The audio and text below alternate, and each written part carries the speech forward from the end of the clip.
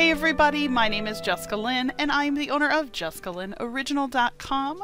I draw many of the stamps that you see on our website. I also love to make cards, do Let's Draws, and more, so be sure, if you're interested, be sure to subscribe to our channel.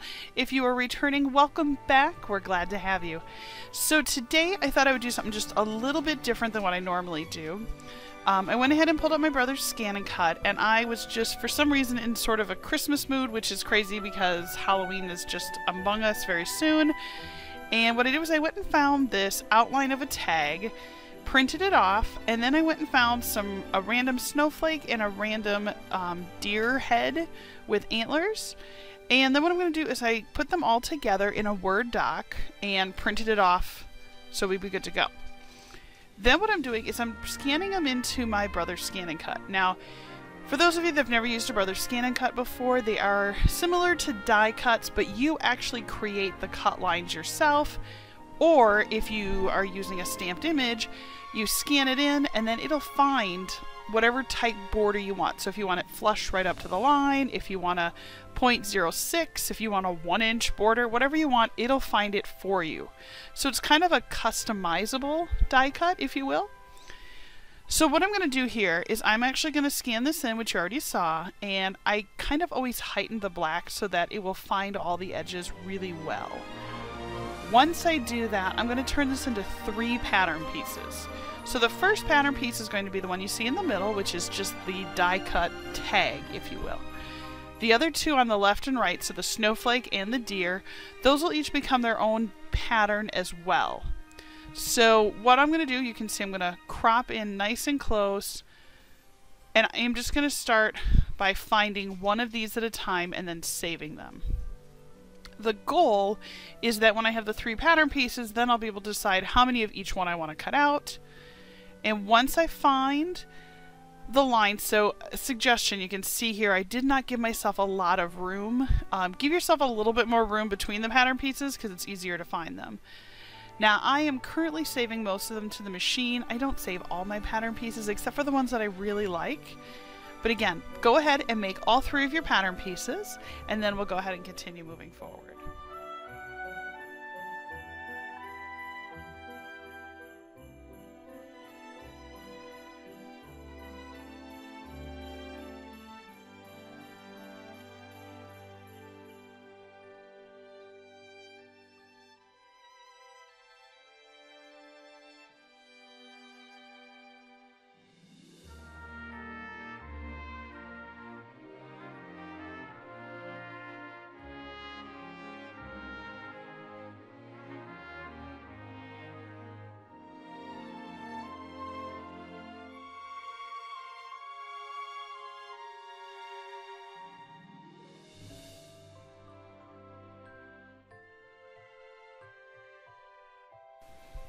Now that I've got the papers picked out, I thought it'd be fun to pick a 2-sided paper because then I could maybe use one side for one of the tags and one side for the other one.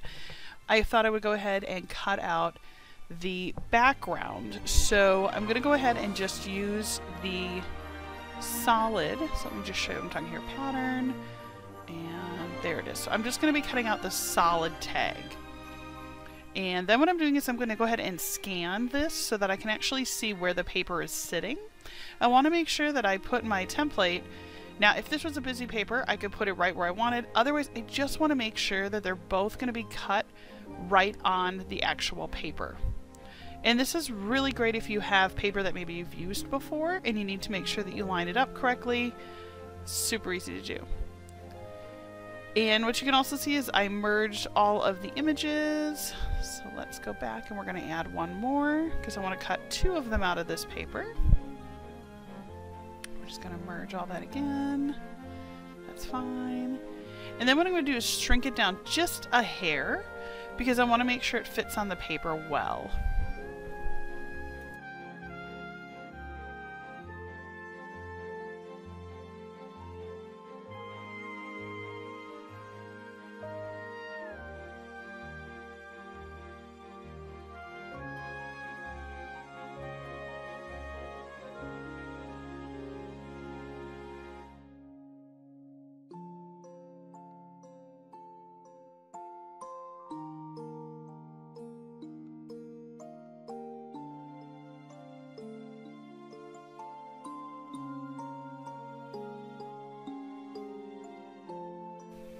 And you can see just how cute these cut out. I think they look great. I think they're going to be perfect. And what I am going to do is I think I'm going to use the red plaid on one side, and I think for the other tag I'll use the brown, and I think that'll look really pretty. I'm excited about these. Once I have these two done, what I'm going to do is get out some white paper or white cardstock, and I'm going to go ahead and put that on. Now again, you might see me putting a little bit of tape on my paper, and the reason being is that my cardstock does not stick to the mat as well as it once did, because this is an older mat, and I'm kind of hard pressed to want to really get rid of it yet because it's still working. I do have two more in the wings kind of waiting to go, but we'll use this one until it just doesn't work anymore. So now what I'm going to do is go find that pattern, and I'm going to cut out the snowflake first, and I'm going to go ahead and scan the paper because I want to see the new location of the paper that I'm going to be cutting. And you can see there it is. And then what I'm going to do is I'm going to merge the snowflake tag all into one. Oh, did that wrong. Let me try again. I want to go ahead and merge that snowflake all into one, because when I move it, I want to move the full tag. Now this time I'm going to do it a little different. I'm going to cut the first tag out, and then I'm going to come back in, rescan it so I can see where the tag was, and then I'll go ahead and cut out the one with the deer and the antlers.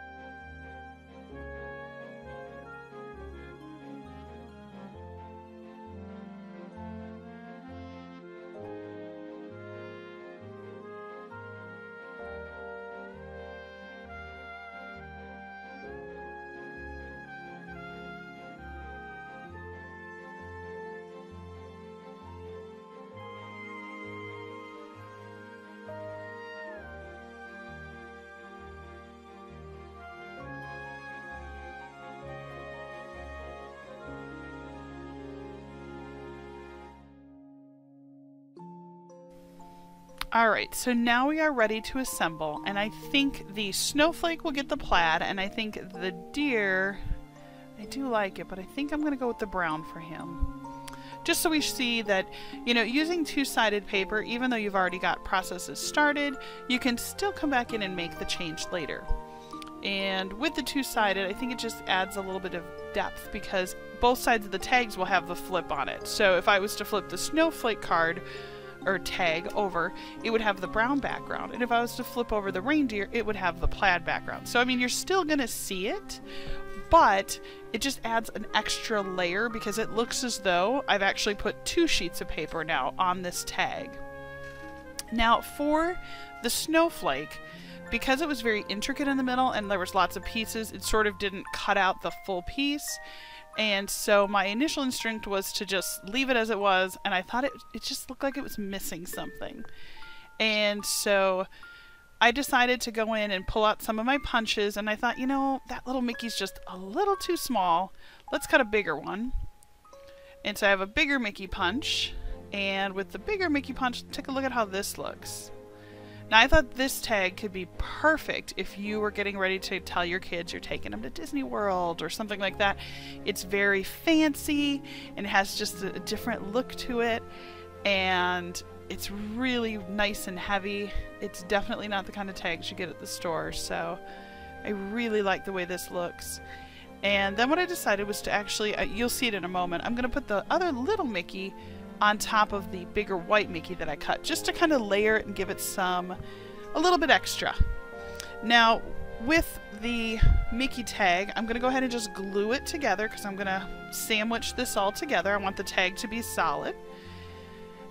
And if you have to trim because you don't line it up perfect, it's okay. You know, you can use a pair of scissors, use a cutter. I also think maybe adding some sequins or a little bit of sparkle to it could be the way to go, and I'll think about how to do that in a moment. I'm thinking about using the glossy accents. I absolutely love them. Let's see, let's get that Mickey glued on. Now what I really wish I had was one of those Chiron, the sticker makers. That would be great. I could just run it through and turn that into a sticker, but putting a little glue on the back is not the end of the world. It's my workaround. And then I think I'm going to go ahead and put this tiny little Mickey right on top of the white one. Just get that all lined up. Commit, and there we go. Oh, that makes me really happy. And I'm going to go ahead and punch a bigger hole because I don't like how tiny that hole is. I usually use a bigger ribbon when I package things for Christmas. Let's go ahead and just punch that hole. Old school hole punch. And there it is. Now again, I thought, you know, that looks really good, but maybe it needs something else. So we'll do a little bit of glossy accents in a bit. Now with the reindeer, same thing. We're just going to go ahead and glue him up so we can sandwich these together. I highly encourage you to go as close as you can into where the antlers are, because otherwise those little pieces, if they're underneath the Christmas tree, could get snagged, and that might not be a good thing.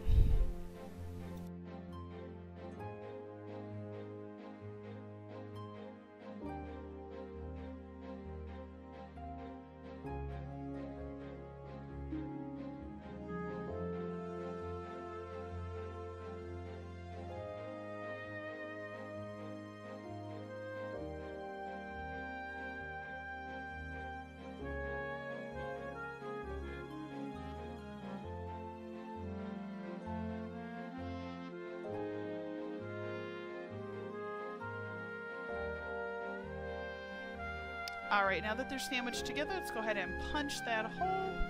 And now we're going to go ahead and embellish. So, I used to watch a lot of Project Runway, and on Project Runway they'd always say, don't over-embellish. Think about what you're doing, and maybe if you start to add too much, step back. And that's kind of what I did here. My initial instinct was to cut out a bunch more Mickeys and put them all over the snowflake and just start, you know, Mickeying it up completely.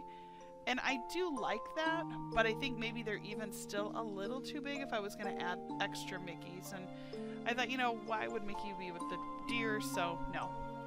Then I decided to use my glossy accents and to go ahead and just put a little dot of it all the way around. Now, my glossy accents have not been used for a little while, so I had to use a sewing pin, like if you're pinning fabric together, and just poke a hole back in that just to get it working. Once I had that set, I decided to do the entire plaid Mickey in the middle so that he would kind of have a 3D glossy look. It's really cute in person, and I think doing that just really makes it stand out from the rest of the card. And then I decided to just put little dots all the way around. I didn't know if it would dry well, but I'm going to be really honest, it dried even better than I pictured. because it has these little 3D sticker type quality dots all the way around the tag.